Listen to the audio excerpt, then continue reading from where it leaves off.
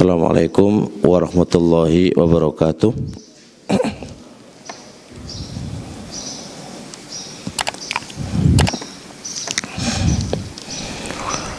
Innal hamdalillah hamdan katsiran thayyiban mubarakan fihi kama yuhibbu rabbuna wa yarda. Asyhadu an la ilaha illallah wahdahu la syarikalah wa asyhadu anna Muhammadan abduhu wa rasuluhu la nabiyya ba'da.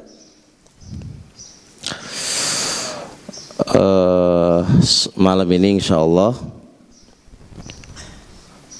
membahas tidak seperti yang di judul ya. Yang di judul itu sudah tuntas selesai. Kita ajukan ada buku yang saya tulis dan sudah saya bacakan di dua Syekh Abdul Aziz sama Syekh Abdul Hadi. Salah satu dari keduanya itu guru kami yang ada di Yaman, dan yang kedua guru kami yang ada di Mekah. Judul buku yang saya tulis itu adalah Izalatul Mushkilat Ingdal Ikhtilafat. Jadi isinya kaidah ketika terjadi silang pendapat, sikap apa yang harus kita lakukan. Karena fenomena yang ada di Indonesia secara khusus, terkadang silang pendapat membawa apa? Perpecahan, membawa problematika. Padahal silang pendapat itu dari dulu sampai sekarang itu sudah ada, tapi tidak membawa kepada perpecahan. Nah, coba kita kaji kaidah-kaidahnya apa, rumusannya itu apa, sehingga terjadi silang pendapat itu tidak membawa apa? Permasalahan. Jadi sebenarnya yang masalah bukan silang pendapatnya, masalahnya itu apa? Manusianya, orangnya, kan gitu. Kalau silang pendapat itu menjadi permasalahan, tentu dari zaman dulu sampai zaman sekarang ya akan bermasalah kan. Tapi anehnya di masa dulu ketika terjadi silang pendapat tidak ada masalah, kok kita bermasalah? Berarti akar pembahasannya bukan di permasalahannya, tapi ke perbedaan orang yang mensikapinya. Bisa difahami insyaallah. Nah, ini ada beberapa qawaid. Ada 11 kaidah insyaallah saya tertulis di sini. Harapan kami dengan memahami kaidah-kaidah yang diambil dari para ulama menjadikan kita lebih apa? Lebih dewasa dalam menghadapi silang pendapat. Apalagi silang pendapatnya terjadi dalam urusan dunia, dalam urusan pribadi yang seharusnya tidak dibawa di medan dakwah, ya, perkara pribadi yang seharusnya tidak dibawa dalam urusan dakwah. Taib.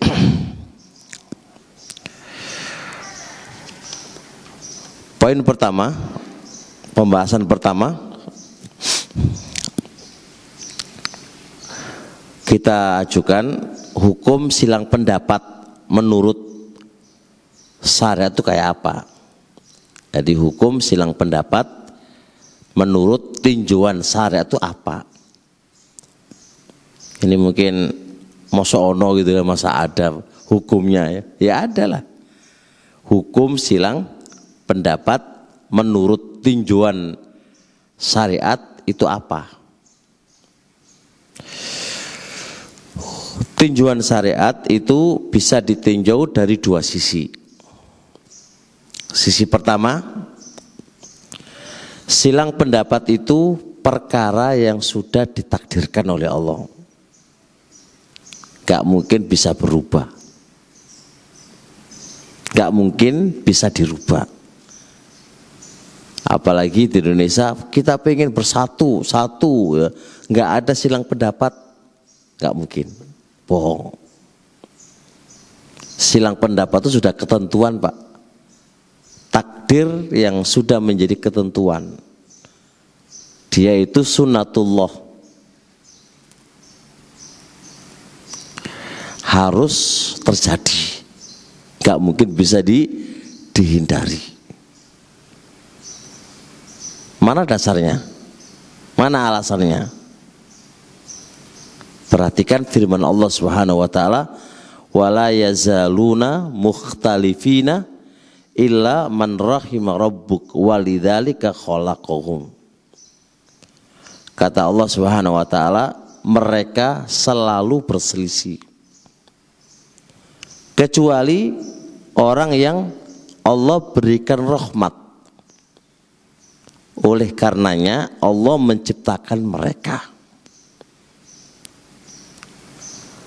Ayat ini menjadi acuan pokok.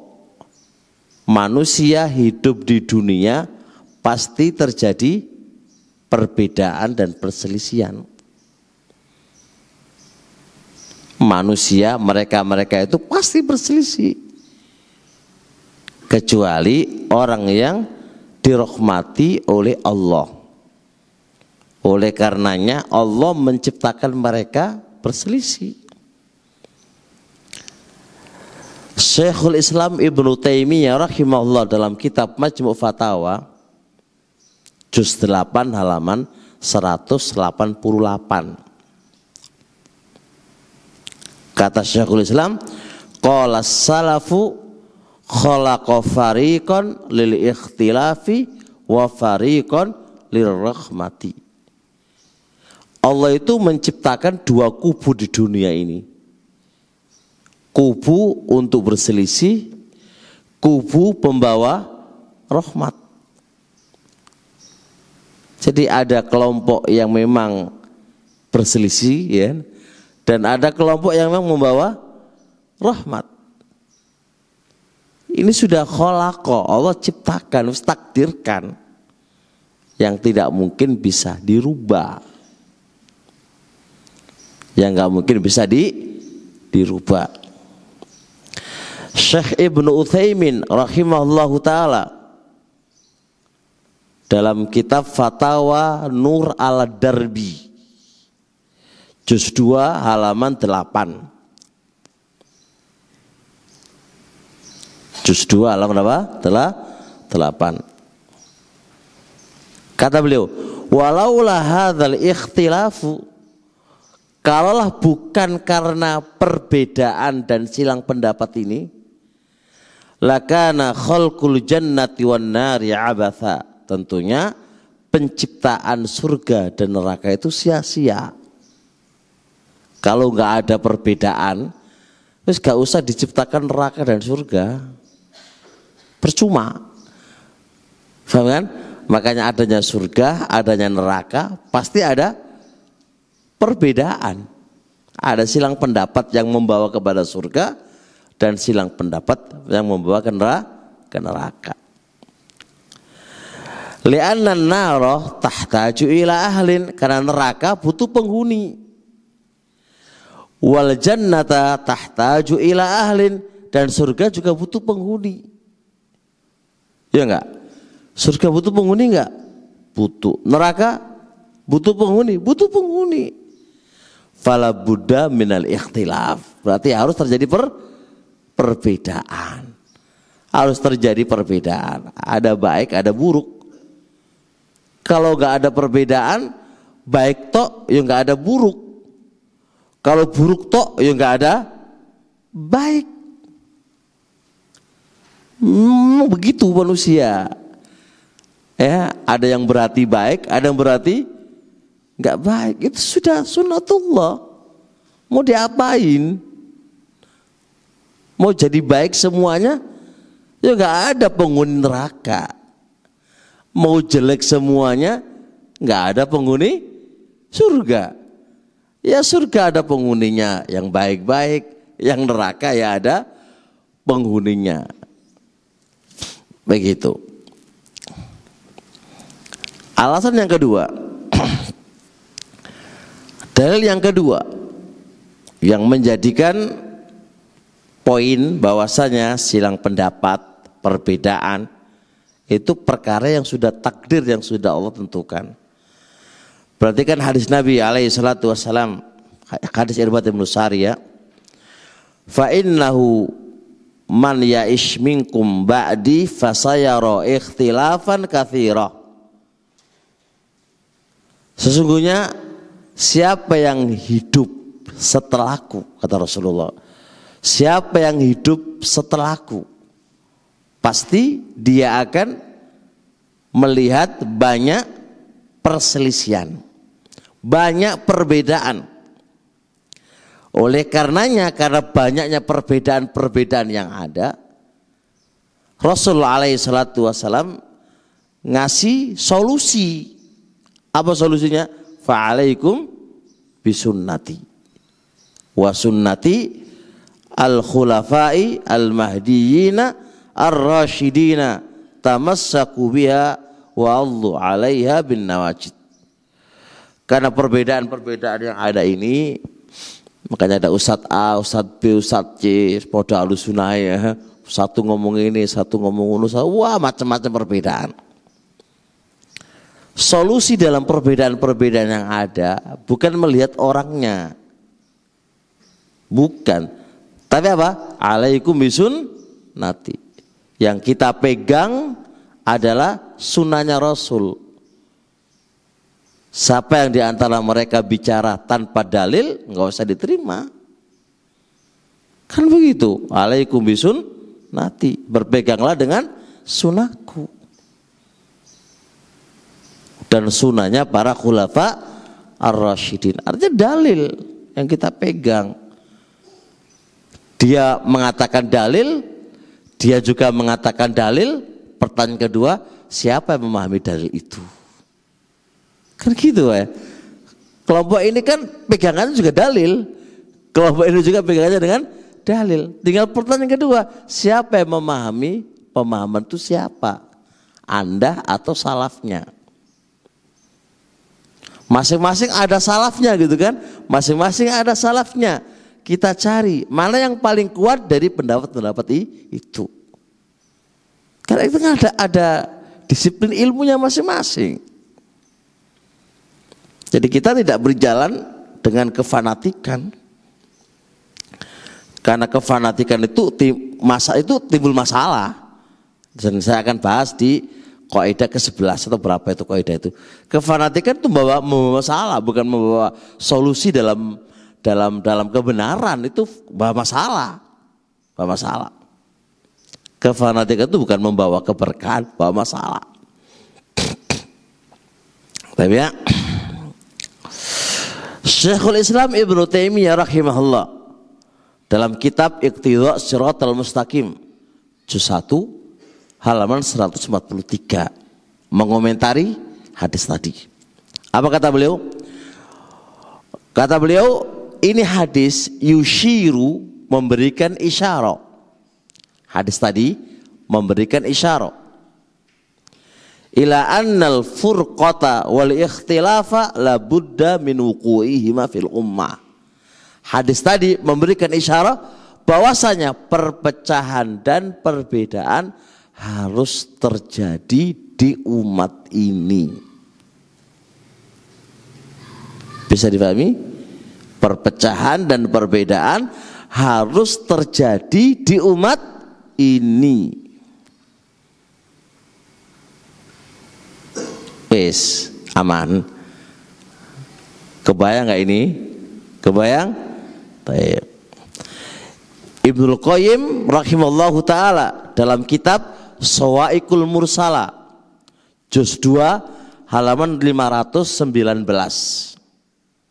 beliau mengatakan fa innahu amrun la budda minhu fi nas'ati al-insaniyati.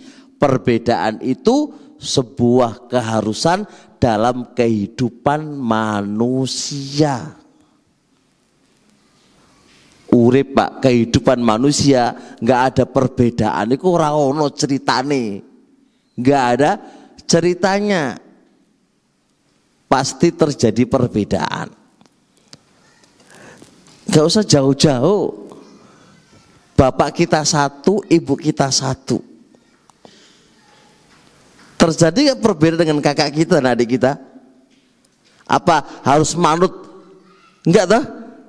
Cara berpikir mereka juga kadang-kadang berbeda kan? Itu bapak siji, ibu siji. Apalagi dengan orang lain yang bapak nih bedo, ibu bedo, ya tambah lebih terjadi perbedaan.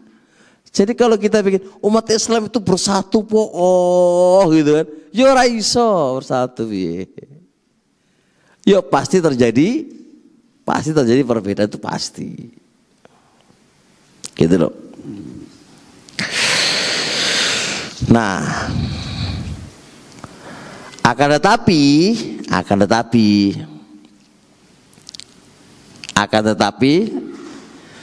jangan dengan adanya takdir kayak gini ini kita lalu ya wis kita pasti berselisih, kita pasti apa jenenge berbeda. Ya ojo koyo ngono, ya ora oleh ngudel koyo ngono, ora oleh. Saya ulang, perhatikan ini. Perbedaan dan perpecahan itu pasti terjadi. Mau nggak mau pasti terjadi.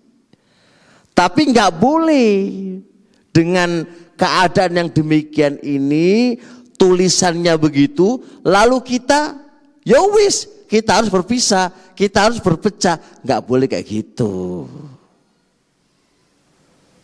Kenapa? Kita tetap berupaya memaksimalkan untuk tidak berpecah belah. Karena itulah iradah syar'iyah, kehendak Allah secara syar'i, ya ojo kita berpecah belah. Iradah kauniyahnya Allah, iradah takdir kauniyahnya Allah, kita pasti berselisih. Tapi iradah syar'iyahnya Allah menghendaki kita jangan sampai berselisih. Atau paham gak iradah kauni, iradah syariah? Iradah kauniyah itu pasti mau nggak mau pasti terjadi. Dan iradah kauniyah belum mesti itu adalah baik. Paham ya?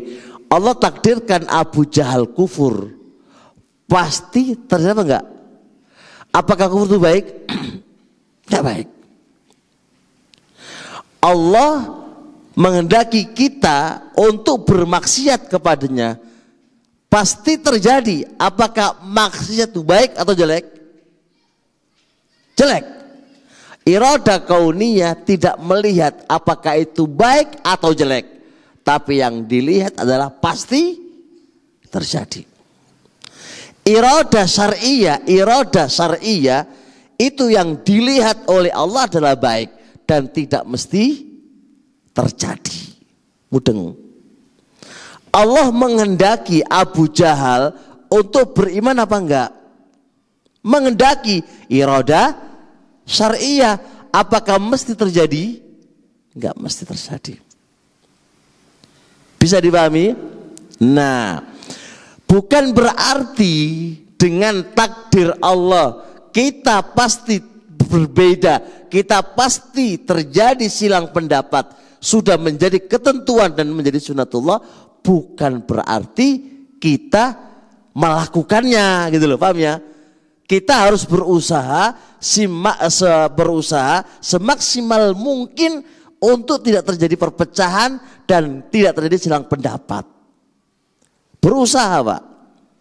Kenapa? Karena iradah syar'iyahnya Allah, hukum syar'iyahnya Allah, berbeda pendapat yang akan menjadi perpecahan itu adalah sebuah kejelekan.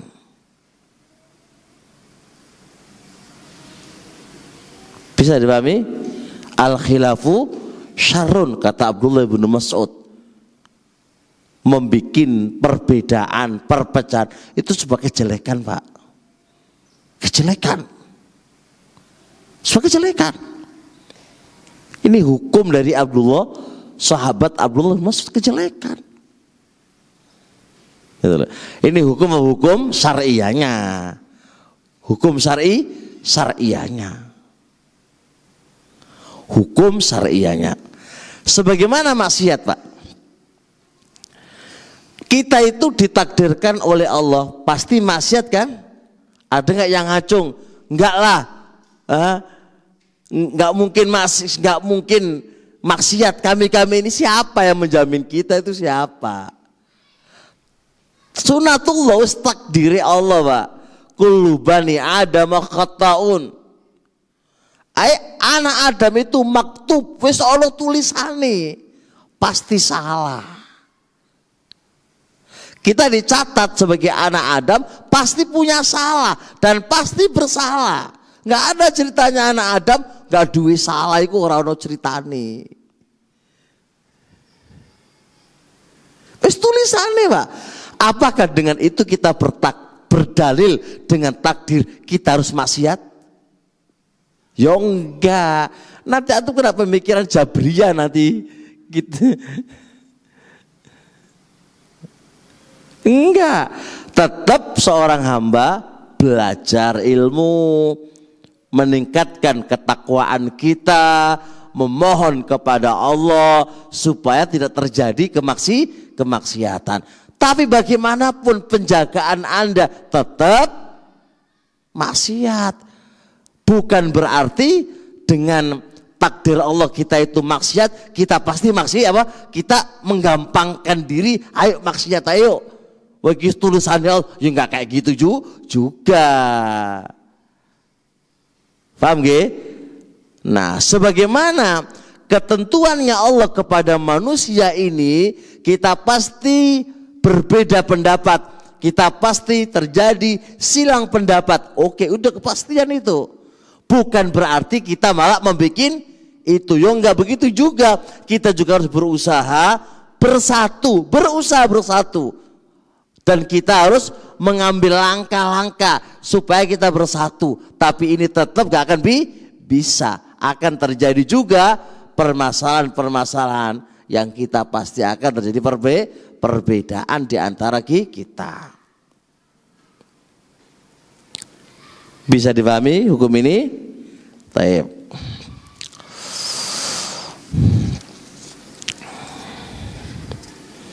Nah, dari sini bisa disimpulkan secara singkat, hukum silang pendapat itu ada dua tinjauan.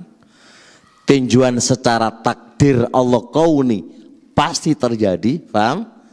Dan tinjauan secara iradah syar'iyahnya Allah, silang pendapat itu sesuatu yang jelek.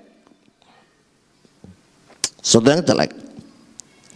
Jadi hukum syariatnya itu, hukum syariatnya silang pendapat secara umum ya, secara umum silang pendapat, perbedaan ya itu secara umum sesuatu yang dicela oleh syariat. Karena munculnya ya tengkaran, munculnya pembunuhan, itu semua awal mula karena apa? Karena terjadi perbedaan. Terjadi perbedaan. Hati nggak enak, dendam, marah-marah. Ya kan terjadi perbedaan. Perbedaan itu yang memunculkan dendam, memunculkan pertikaian. Oleh karena hukum iradah syar'iyahnya, hukum syar'iyahnya dicela. Silang pendapat dicela, Pak. Dicela. Tapi ini bagaimanapun mau nggak mau harus terjadi. Bisa dipahami? Udah ngomong lagi? Hah? Paham insyaallah? Baik.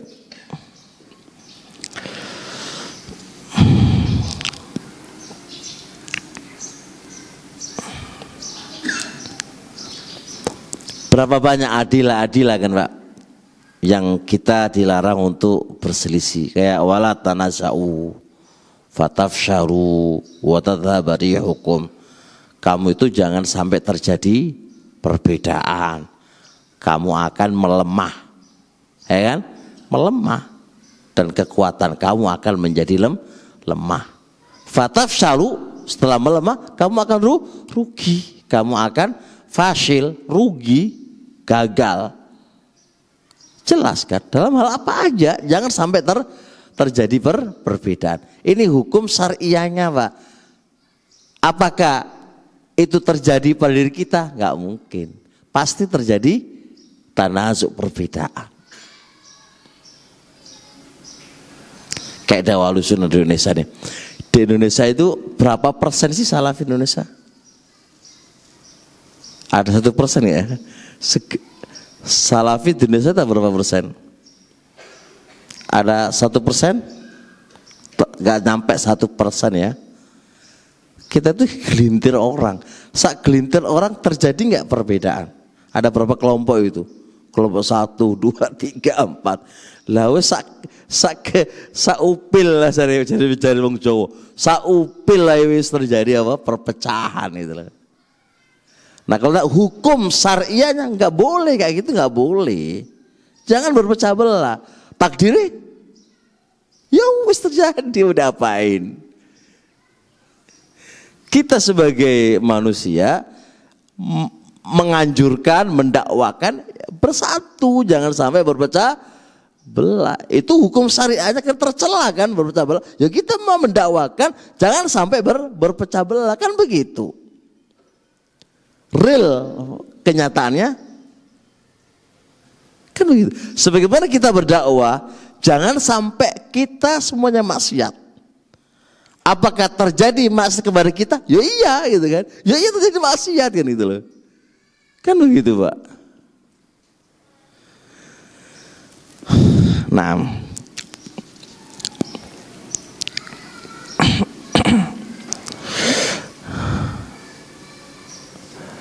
selanjutnya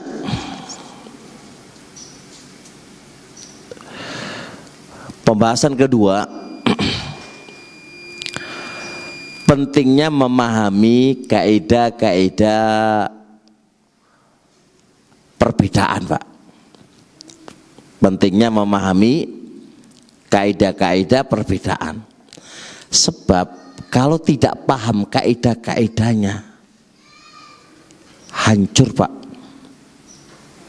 Saya sebutkan di sini, saksi sejarah membuktikan pertumpahan darah itu telah terjadi di beberapa tahun yang silam dan beberapa abad yang lalu kan ya. Saya contohkan di sini, di tahun 514 Hijriah dalam kitab Wafayatil A'yan, dalam kitab Wafayatil A'yan juz 3 halaman 208. Nih, di tahun 514 terjadi apa? Kefanatikan yang akan menyebabkan pertumpahan darah, Pak, antara Asy'ariyah dan Hanabilah, antara kelompok Hanabilah dan kelompok Asy'ariyah. Memang terjadi perbedaan i'tiqad, keyakinan. Tapi kan terjadi perbedaan dalam bab keyakinan itu kan nggak mengharuskan apa? Pembunuhan kan, nggak mengharuskan mengalirkan darah kan? Karena nggak memahami kaidahnya, apa yang terjadi? Pembunuhan, Pak. Lihat, li'annahu ta'assoba lil asy'ariyati wang tahal amru ila fitnatin. Masing-masing fanatik. Fanatik ke Asy'ariyahnya, yang satu fanatik ke Hanabilahnya, yang mereka di atas Ahlussunnah lah begitu. Lihat, qutila fiyya jama'atun minal fariqaini. Terjadi pembunuhan di masing-masing dua kubu itu. Masya Allah, ini di tahun 514 Hijriah, Pak. Masa sejarah ini mau kita ulang lagi? Ini saya mending Pak Asy'ariyah kalau Ahlussunnah ya, iki podo Ahlussunnah lho. Kita ini kan sama-sama mendakwakan Ahlus Sunnah loh. Mosok kefanatikan yang akan membawa kepada pertumpahan darah. Kalau saling memboikot wis terjadi ya. Pemboikotan udah terjadi tuh San. Mek guru mungkin pembunuhan kita nggak tahu ini ya. Ini terjadi tahun itu. Di tahun 567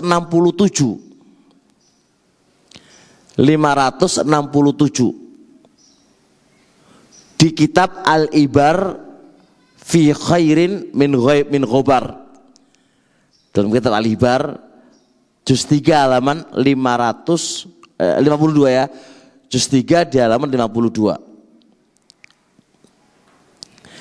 terjadi di biografi, ingat, Abi Hamid Al-Barawi At-Tusi Asy-Syafi'i. Terjadi masalah antara kelompok Syafi'iyah dengan kelompok Hanabila. Perbedaan mazhab Hanabila dan mazhab Syafi'iyah. Lihat terjadi apa? Terjadi peletakan jizyah kepada pengikut Imam Ahmad.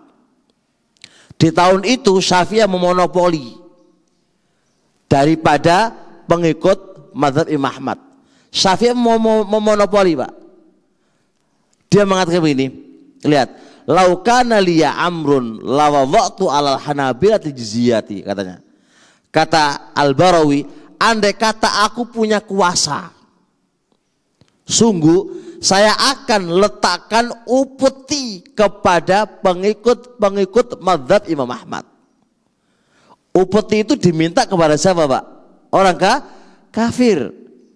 Upeti itu jizyah itu kan upeti.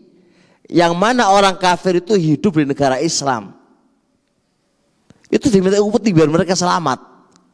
Ini ketika Syafi'iyah punya kuasa, punya kelompok yang berkuasa, punya kedudukan, kewibawaan, punya amrun, perkara memonopoli, sungguh saya akan letakkan jizyah, upeti kepada kelompok-kelompok Hanabila. Ini Masya Allah, sampai yang demikian itu perbedaan mazhab di tahun 567 Hijriah.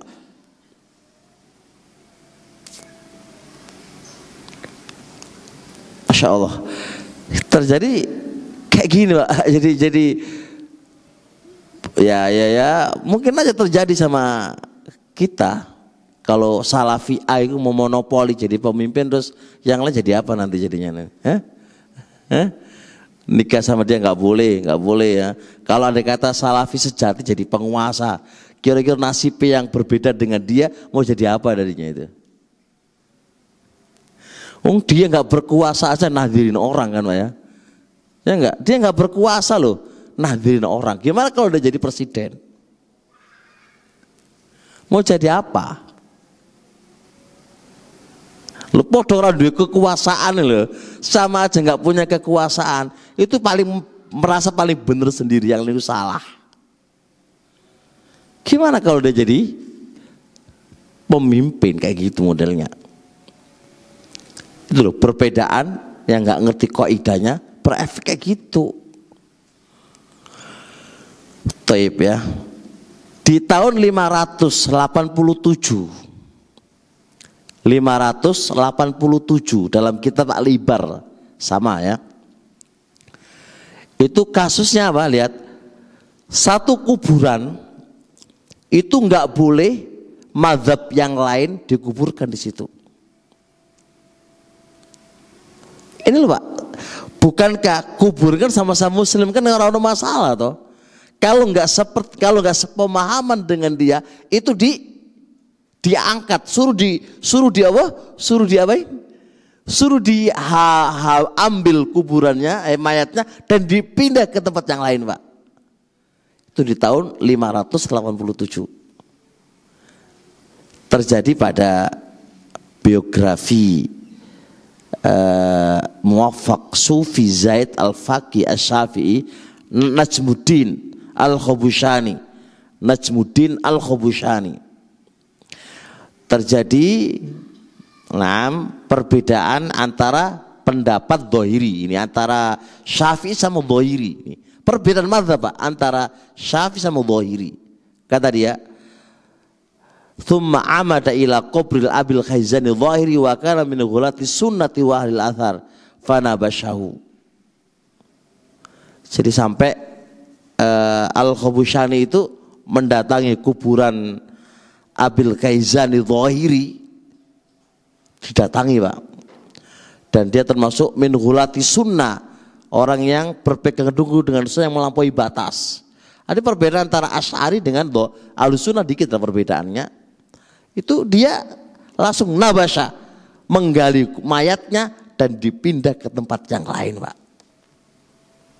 Ini kan perbedaan yang tidak seharusnya membawa kepada apa?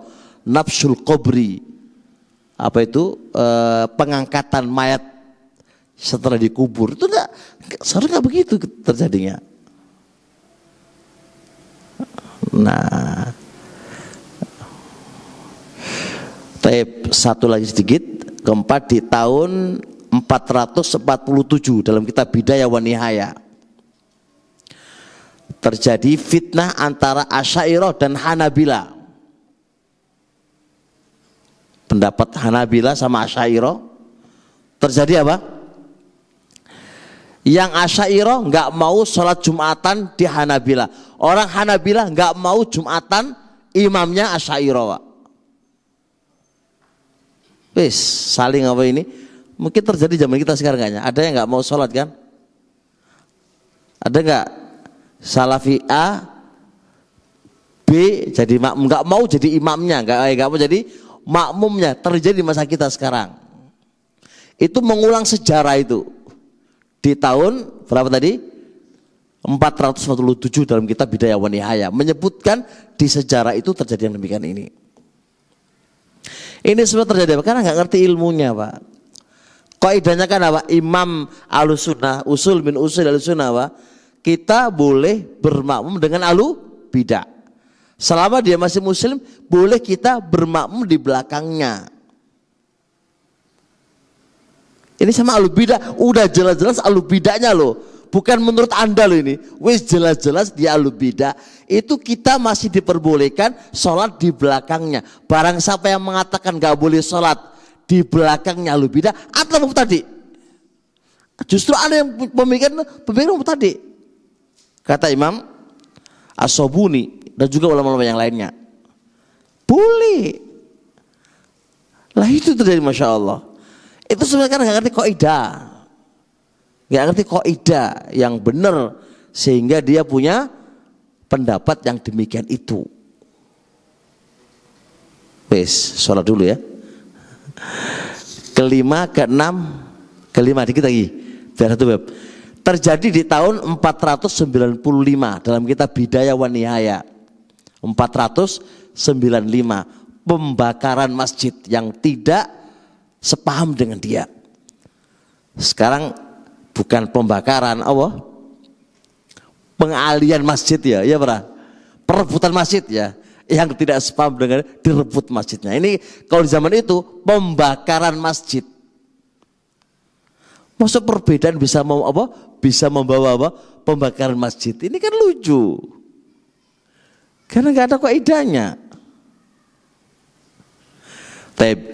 Itu di tahun 495. Di tahun 450 di dalam kitab Tarikh Damaskus itu terjadi doa la rahimahullah, semoga Allah nggak merahmati dia.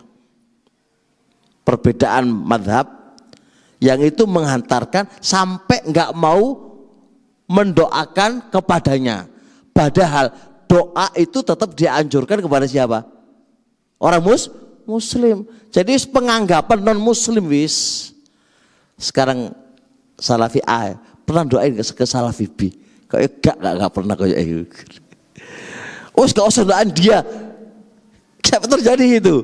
Ini podo Salafi ini loh, bukan Salafi kan lebih sifat khusus ini. Yang namanya saya masih muslim lah, atau namai ahlu bidah, tapi Nabi muslim. Masuk doain orang muslim nggak boleh. Dengan bahasa apa? Baik pembaikotan. Pembaikotan apa memudahkan kebaikan kok pembaikotan? Ya selama dia itu muslim, doain kebaikan loh. Nah namanya baikot kan mendoakan kebaikan, orang masalah. Sampai bersin, wes suara sodungano, ya rahmukallah suara seki. Iki lho pemadhab apa kayak ini? Ini karena jahilnya terhadap qawaid. Perbedaan silang pendapat atau pribadilah membawa kepada kefatalan dalam bersikap. Makanya ayo belajar qawaid terkait dengan silang pendapat ini. Ojo kok melok-melok. Ngaji kok melok-melok gurune. Ya kata gurune bener apa-apa, udah salah piye. Ayo kita ngerti, punya pondasi dalam memiliki sikap. Pondasi dalam memiliki sikap ketika terjadi silang pendapat. Begitu loh. Sakit dipahami nggih? Paham? Jadi kita ngaji belajar 2 bab ya. Bab hukum perbedaan. Yang kedua apa? Pentingnya memahami kaidah. Ayo belajar kaidah. Kaidah itu kan rumusan. Rumusan, Pak. Ayo belajar rumus. Kalau kita di akademisi kan ada pelajaran rumus itu penting. Ayo belajar rumus. Rumus itu dasar. Dasar. Jamaah semuanya, saya akan datangkan satu contoh. Kita bisa ambil pelajaran dari satu contoh ini. Kisah tentang Syekhul Islam Ibnu Taimiyah dengan salah satu musuhnya. Ibnu Taimiyah punya musuh, Pak. Ya sebenarnya dia nggak punya musuh, orang memusuhi dia lah kan itu kan. Karena orang gigih dalam mempertahankan dakwatus salaf, dakwatus sunnah, pasti punya musuh. Lihat sikap Syekhul Islam Ibnu Taimiyah rahimahullah terhadap salah satu musuhnya. Ini musuh beneran loh, Pak. Orang kok musuh beneran. Ibnu Qayyim berkisah dalam kitab Madarijis Salikin juz 2 halaman 328 sampai 329. Ini kisah ini ada kitabnya. Kita bukan mengarang cerita, tapi ada cerita beneran gitu kan. Kata beliau,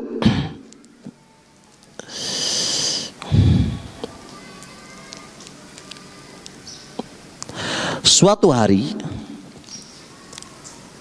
Ibnu Qayyim datang ke rumah Ibnu Taimiyah mubasyiran lahu bi mauti akbari a'daihi, sambil menghabarkan kematian salah satu dari musuhnya, ya kan? Di Ibnu Qayyim namanya murid kan, datang ke rumah gurunya menghabarkan salah satu dari musuh yang selalu menyerang, membantai, membantah, wis gak suweneng kalau gurunya itu telah wafat. Wa asyaddihim adawatan wa adzalah. Musuh ini paling sangat permusuhannya dan paling sangat mengganggu kepada Ibnu Taimiyah. Bisa bayangkan ya, ini musuh-musuh bebuyutan paling ya. Namanya murid kan, ngasih kabar itu ya seweneng wis mati, wis ora bakal ganggu mana kan ngono to. Itu kan karepe murid kan itu kan. Lihat. Kemudian apa lihat? Fa naharoni wa tadzakkaroli wastarja'a. Wa tanakkar. Justru Ibnu Taimiyah membentak aku dan mengingkari aku, dan dia ngomong inna lillahi wa inna ilaihi rajiun. Maknanya apa? Syekhul Islam itu membentak Ibnu Qayyim, kamu jangan kayak gitu. Kamu kok gembira banget dengan kematian dia, jangan begitu. Jadi bahasa dia membentak aku dan mengingkari aku terhadap apa yang aku lakukan. Bahkan beliau istarja, ngomong apa? Inna lillahi wa inna ilaihi rajiun. Tsumma qama min faurihi ila baiti ahlihi. Lalu secepat mungkin beliau pun bangkit dan berangkat ke rumah keluarga si mayit. Keluarga si musuh ya, keluarga Pak, malah didatangi Pak. Fa'azzahum, lalu bertakziah kepada mereka. Apa saja? Yang nyampaikan hiburan kepada keluarga si mayit ditinggal. Waqal ini, lalu Syekhul Islam berkata kepadaku, nih, waqal dan berkata Syekhul Islam, inna lakum makanahu, inni lakum makanahu. Perhatikan, sesungguhnya aku untuk kalian itu seperti posisi mayit, kan? Sesungguhnya aku untuk kalian, siapa kalian? Keluarga si mayit. Sesungguhnya aku untuk kalian, untuk keluarga si mayit, maka sekedudukan dengan mayit. Bisa dipahami? Yang mana kalau si mayit itu ngasih makan kamu, ngasih nafkah kamu, yang mana mengurus kamu, saya sebagai penggantinya. Coba lihat. Saya yakin kalau ada orang kayak ini paling diapain? Diingkari, musuh dakwah kayak gini-gini. Karena Anda gak punya ilmunya aja. Kalau Anda menjauhi keluarganya, terus apa yang kamu dapatkan? Coba sebelum ini. Wala yakunu lakum amrun tahtajuna fi ila musa'adatin illa wasa'atukum fi.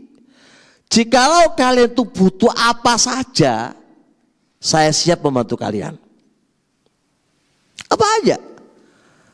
Karena belum mengatakan sesungguhnya aku untuk kalian sekedudukan dengan si mayit. Berarti apa aja yang antum butuhkan dalam urusan apa aja, ngomong ke saya, pasti akan bantu. Fasurru bihi wada'aulah.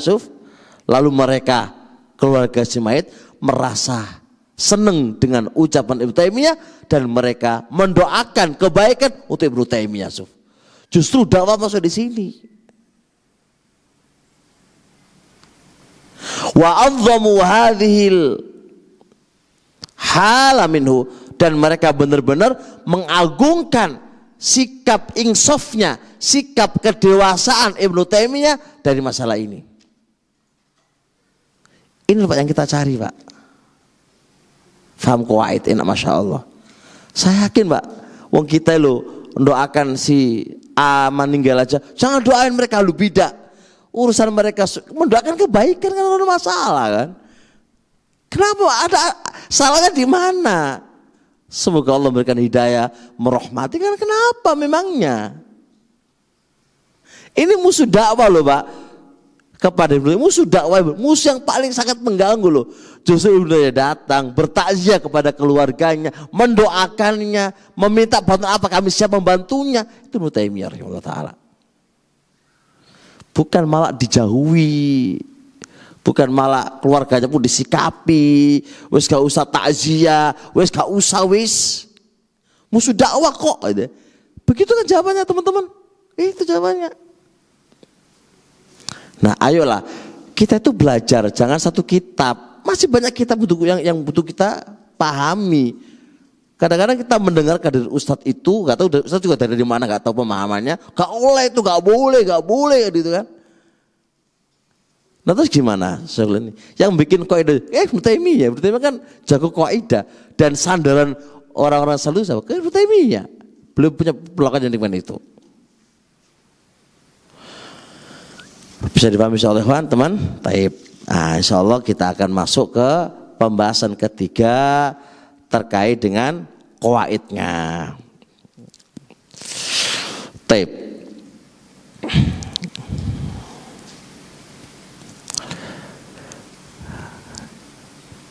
Kaidah pertama lihat.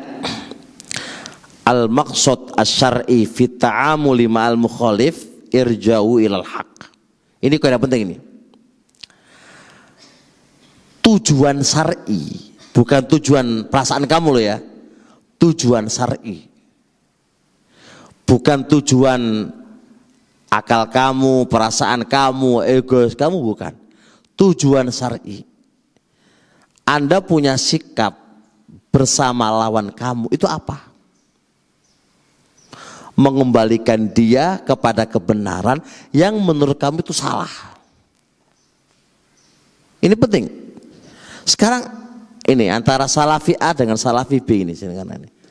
Ini Salafi A sama Salafi B ini. Salafi A menganggap B ini salah, ya enggak?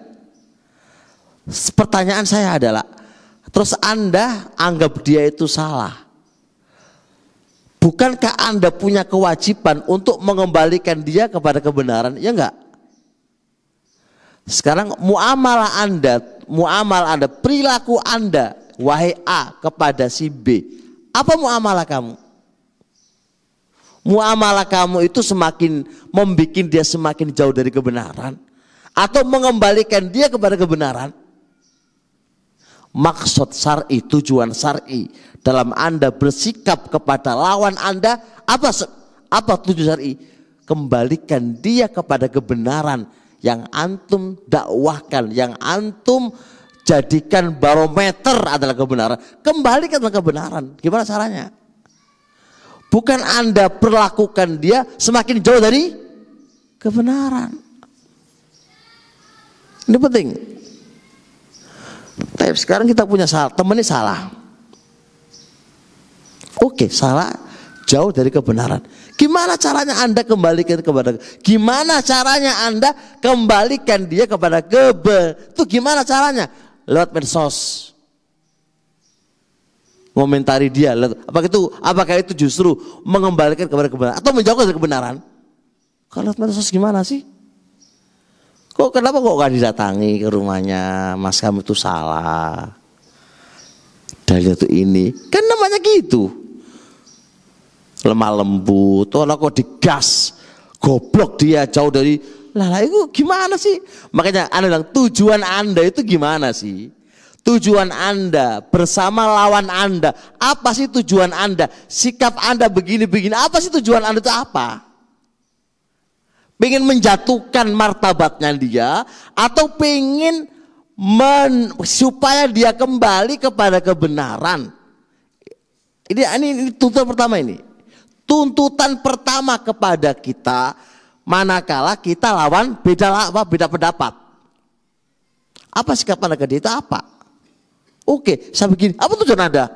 Mengembalikan kepada dia kepada kebenaran. Nah, kalau tujuan Anda mengembalikan kepada kebenaran, kok begitu sikap kamu? Ya nggak masuk lah. Nggak masuk lah. Masa ditahdir lebih dulu nggak dinasihatin? Kalau dia punya salah, kok dikatakan dengan ucapan yang keras dan pedas? Itu bukan namanya mengembalikan kebenaran, bro. Namanya menjatuhkan. Ini dulu. Sebelum kita masuk ke kaidah kedua, ketiga. Ini dulu. Apa sih tujuan Anda itu apa sih?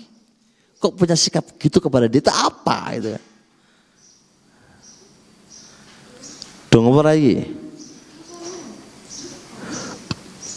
Dah, jelas ya? Saya datangkan ucapan Syekh bin Baz rahmatullah alaih dalam kitab Fatwa Syekh bin Baz.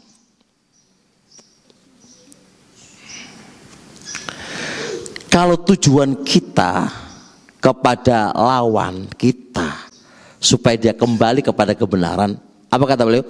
Ayyatakhayyaru al-asaliba al-mufidata. Hendaknya kita memilih ungkapan-ungkapan yang penuh faedah. Allati laisa fiha unfun, ungkapan yang tidak ada unsur kekerasan. Wala tangfirun minal haq, ucapan-ucapan yang tidak ada hal yang bisa membuat dia lari dari kebenaran. Coba cara ucapannya gimana coba? Yang baik, tutur kata yang halus. Kalau mau tujuan Anda itu mengembalikan kebenaran.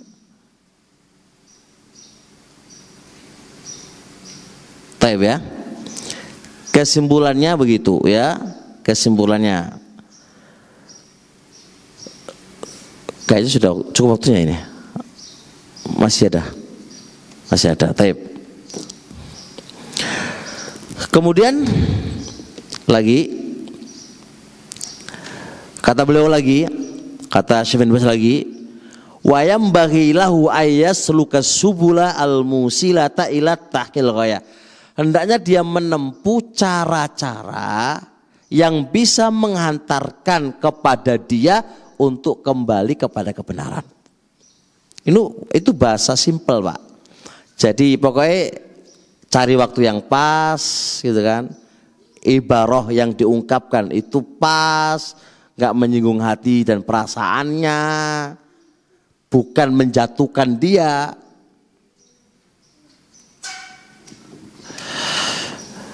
Asy-Syaikh Al-Albani masih ini Syekh bin Baz mengatakan ini Syekh bin Baz. Hadzal asru, ini masa asrul rifqi was sabri wal hikmah. Ini masa yang penuh kelembutan dan kesabaran dan kebijakan. Walaisa asru syiddah, bukan masa kekerasan. Apa maksudnya? Ungkapan sikap kepada lawan kita itu ojo keras-keras.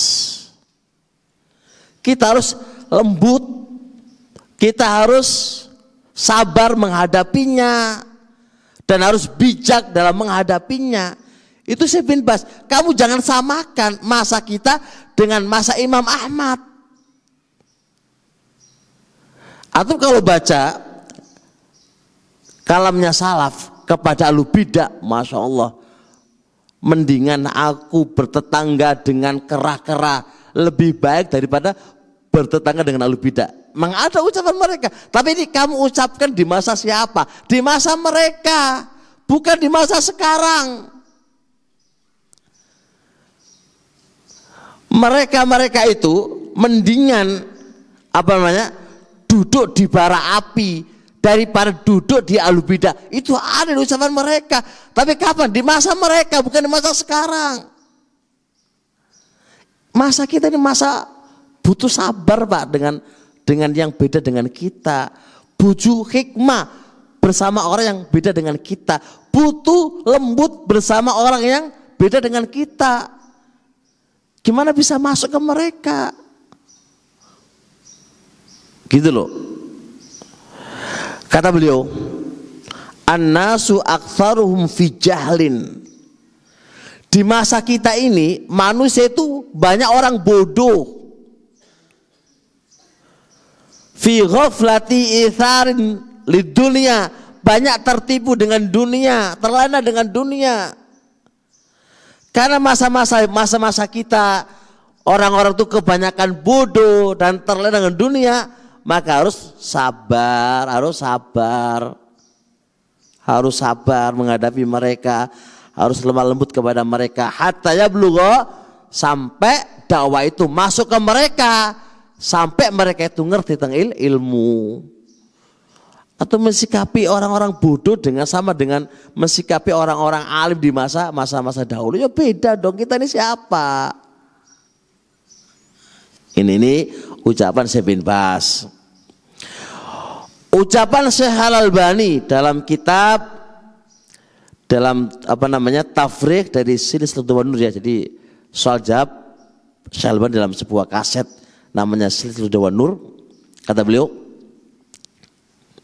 ini lihat ini, langsung pada kata beliau, haula'i yaqauna fi hadhihi dhalalat. Mereka yang terjatuh dalam kesesatan itu semua bisa babi jahlihim bil Islam. Semua yang terjadi itu dikarenakan mereka bodoh tentang Islam.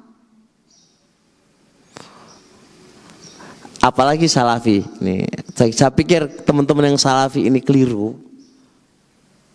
Insya Allah ya, karena kita paham mereka adalah mengikuti kebenaran dan kebenaran adalah nomor satu di sini mereka. Jatuhnya mereka itu karena apa? Karena mereka nggak tahu.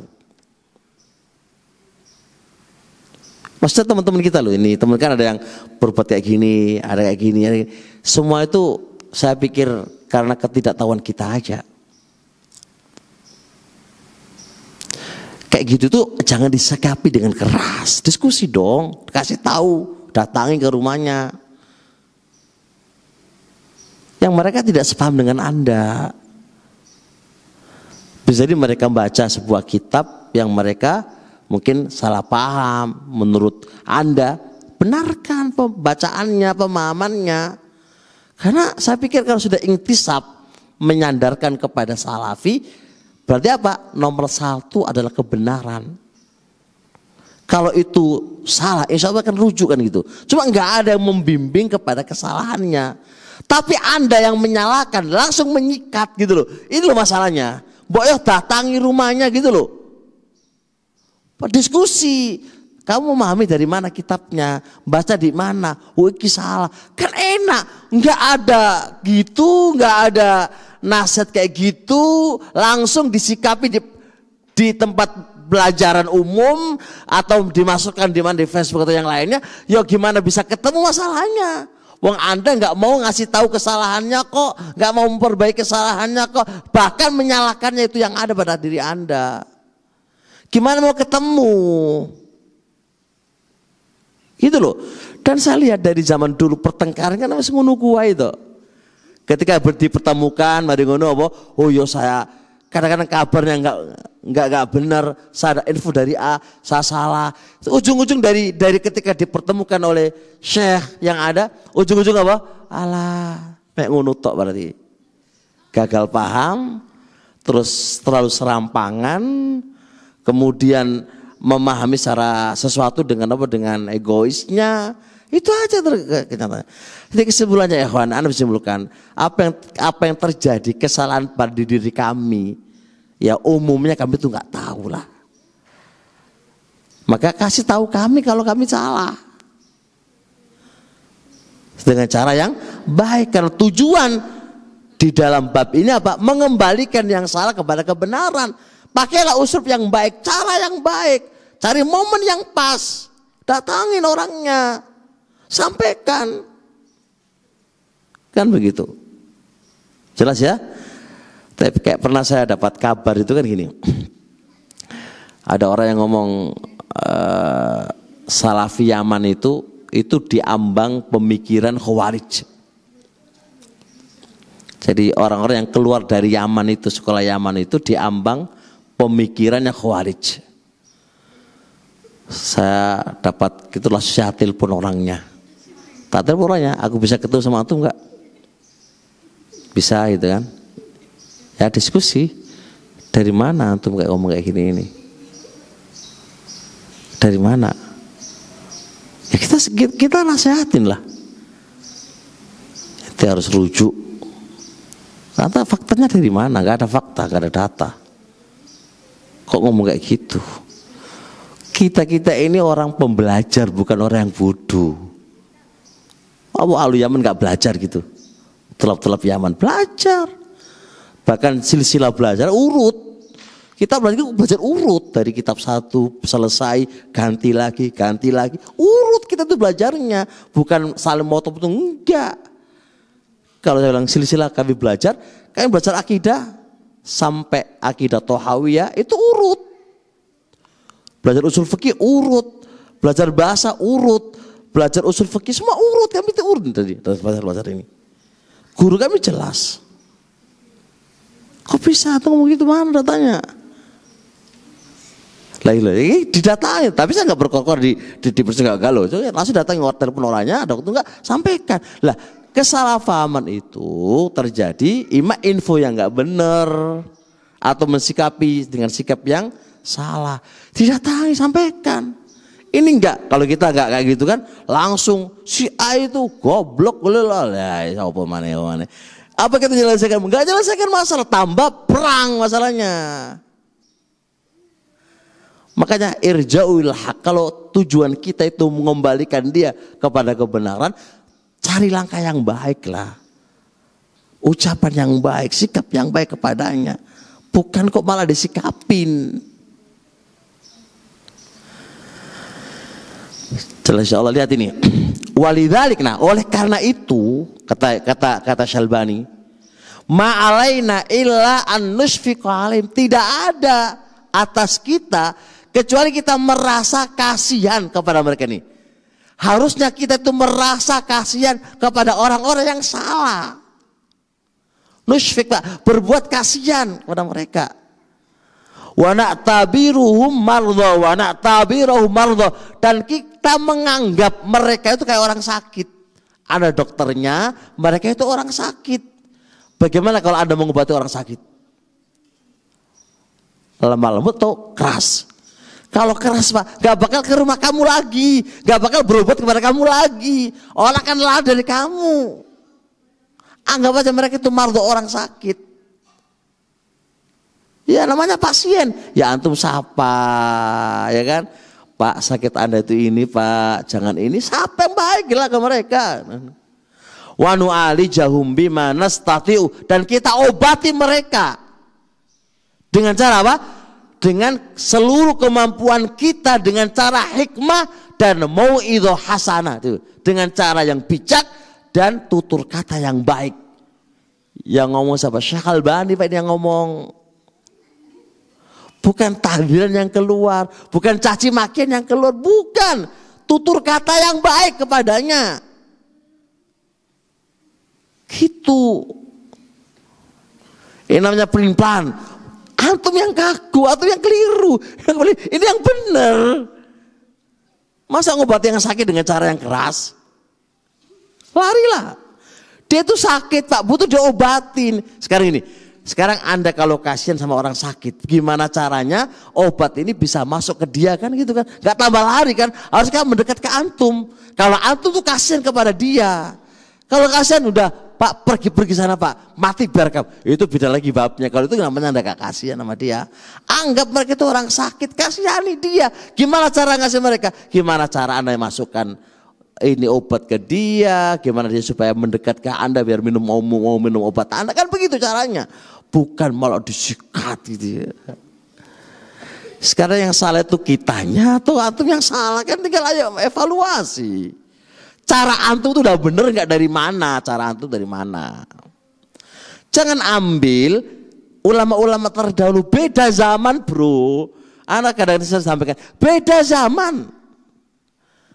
Antum jangan mengambil bahasa-bahasa ulama-ulama dulu lalu kamu letakkan di kita itu, nggak, beda dosisnya. Beda dosis. Dokter itu mengkondisikan obat itu sesuai dengan dosisnya. Kita dosisnya segini 500, kamu kasih dosis berapa? 2000, yo mati. Setarakan dengan dosisnya. Zaman dulu dosisnya tinggi, antum sikat gak ada masalah, dosisnya sesuai dengan itu. Dosisnya beda bro. Sekarang kita ini orang-orang lemah, orang bodoh kita ini dikasih sesuai dengan dosisnya. Itu loh. Dong berai, dong cukup insya Allah kaidah satu. Ingat apa kaidahnya kita? Tujuan kita bersama orang yang beda pendapat dengan kita itu apa? Bagaimana caranya mengembalikan dia kepada kebenaran. Ini sekarang ini. Ini satu masjid nih, lagi rapat. Urusan dunia lah, lagi rapat. Antum pingin AC lah, AC ini dalam satu masjid ini mungkin ada yang berdiri, ada yang milih kayak gini ini. Sekarang Anda mau milih, bagusnya AC itu yang berdiri lagi menurut antum. Kalau antum anggap ini salah, gimana Anda ngomong ke mereka dengan lunak, dengan bijak? Kan tujuannya antum, kamu ini salah. Kembalikan kepada kebenaran yang bentuk kayak gini. Gimana caranya? Ya pelan-pelan toh. Kalau antum, wah kamu itu bodoh, nggak ngerti apa-apa, kamu sudah lama, ya udah ya gak bakal ketemu urusannya. Wah Anda sudah caci maki kok dengan bahasa yang kaku dan kerasa kamu. Kan enggak lah. Antum datangi. Kalau antum beli kayak gini ini, coba dipahamkan ke dia, itu pemborosan. Terus pengalaman saya itu gini-gini itu cepat rusak. Kan sampaikan ke dia toh dengan ilmu yang kau miliki, dengan bahasa yang kau miliki, yang lemah lembut kepada dia, sehingga sampai dia paham. Oh, itu kan tujuan Anda kan gitu. Enggak mendatangkan konflik baru, masalah baru. Sudah berbeda pendapat, antum bahasanya kaku, mendatangkan masalah baru, bukan menyelesaikan masalah yang awal, justru membawa masalah yang baru. Dia sakit hati, nggak enak hati, ya wis sudah, ya wis aku tak keluar dari sini lo kan, jadi keluar dari sini, dari keluar dari masalahnya, masalah tambah sudah. Nah, tambahnya masalah itu karena kita yang tidak bijak. Bukan orangnya, kitanya mungkin yang kita salahkan dulu, kita nggak bijak. Gitu loh, paham insyaallah ya. Taib, jazakumullah khairan, cukup insyaallah dari kami. Afan dari terlambat. Subhanakallahumma hamdik, syadu la ilaha anta, astaghfiruka wa atubu ilaik. Assalamualaikum warahmatullahi wabarakatuh.